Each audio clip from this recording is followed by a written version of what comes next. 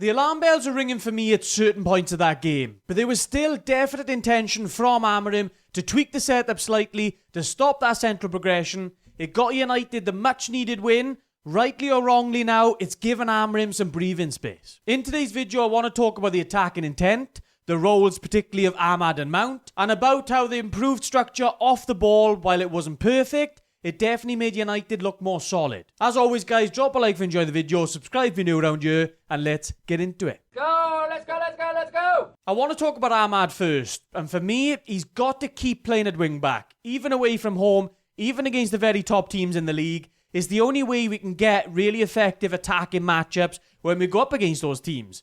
We're no worse off defensively, we've seen that in recent games. So Ahmad needs to stick in that right wing back spot, and then United do get such better attacking options out of it. Him with Mbeumo on that right hand side is going to be a nightmare for anybody to defend. And Mbeumo with Dalot alongside him, we saw against Brentford, it just didn't have any of the same cohesion. The constant interchanges between Mbeumo and Ahmad, they were vital in creating good attacking scenarios for United in this game. With the two of them, you've basically got two right wingers who no defender is going to want to match up 1v1 with. So it gives you very good attacking options. You can see the constant interchanges here. And Mbeumo initially goes out wide, so Ahmad can come in the middle of the pitch. But then Ahmad is the one then making the run to the outside of him. So Mbeumo can come inside, make that cross, and then Mount gets that first goal. With this one, Mbeumo can drop a little bit deeper, drag a defender with him. Does a very, very nice turn to get out of that pressure. Can lay it off to Ahmad, but then Ahmad then can give it back to Mbeumo, make the run in order to drag the defenders away from him, and then Mbeumo can get a very dangerous shot off on goal then. So you're getting these attacking players in very good areas. Having Mbeumo and Ahmad on that right-hand side caused constant problems for Sunderland, is particularly in that first half. United overall, I thought, showed decent enough attacking intent. We just didn't pull the trigger on the cross enough.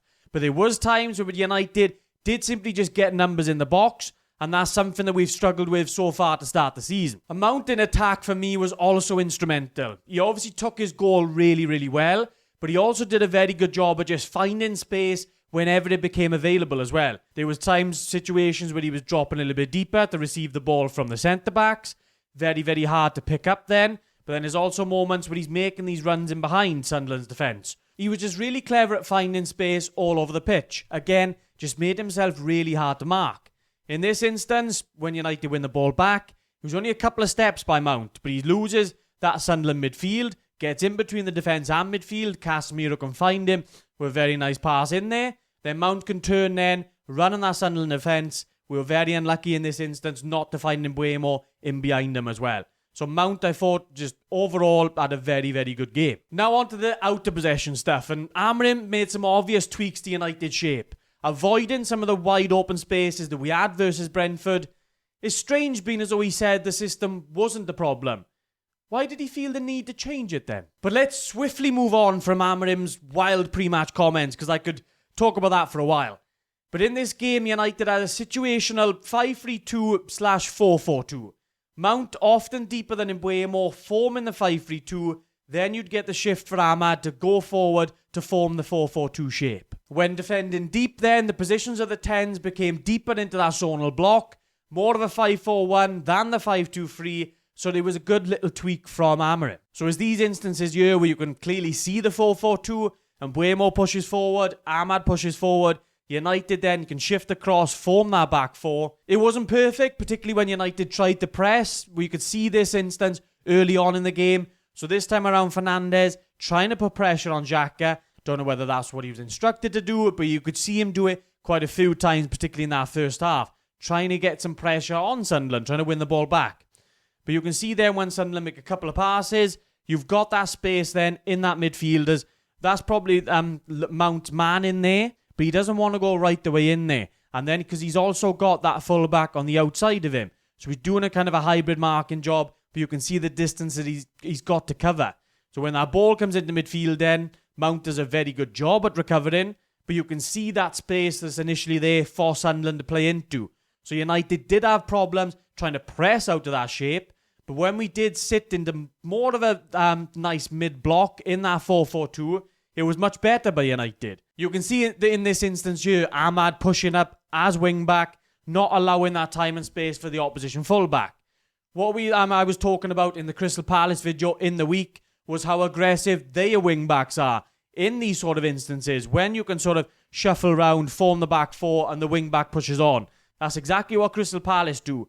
United showed a few more instances of doing that in this game. It wasn't just Ahmad, it was also Dalot on the other side as well.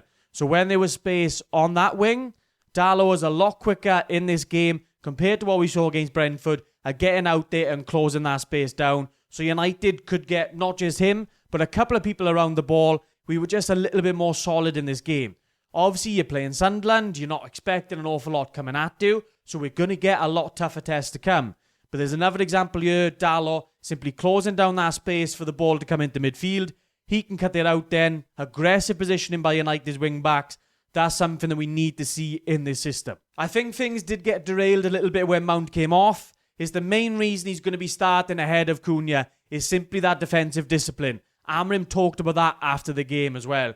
With Cunha on the pitch, having him protecting that midfield too, it just isn't going to be as reliable. There's still issues with the forward-thinking Fernandes as well. You had this instance late on in the game, caused a very dangerous opportunity for Sunderland. Lamens made a very good save. But you can see the forward-thinking nature. Cunha is thinking, alright, I need to go and press. Fernandes is not thinking about what's potentially behind him. So you end up then having a load of space in between the defence and midfield. Simply shouldn't happen as you're trying to close this game down. You're 2-0 up with a couple of minutes left. But you can see Fernandes, Cunha on their heels. Mino is the one then trying to get back as well. Shaw just a little bit late to closing that space down. You can see that gap in between the defence and midfield did cause a very good opportunity for Sunderland then. As I've said, United's performance, it wasn't perfect. United still didn't even attempt build-up at all.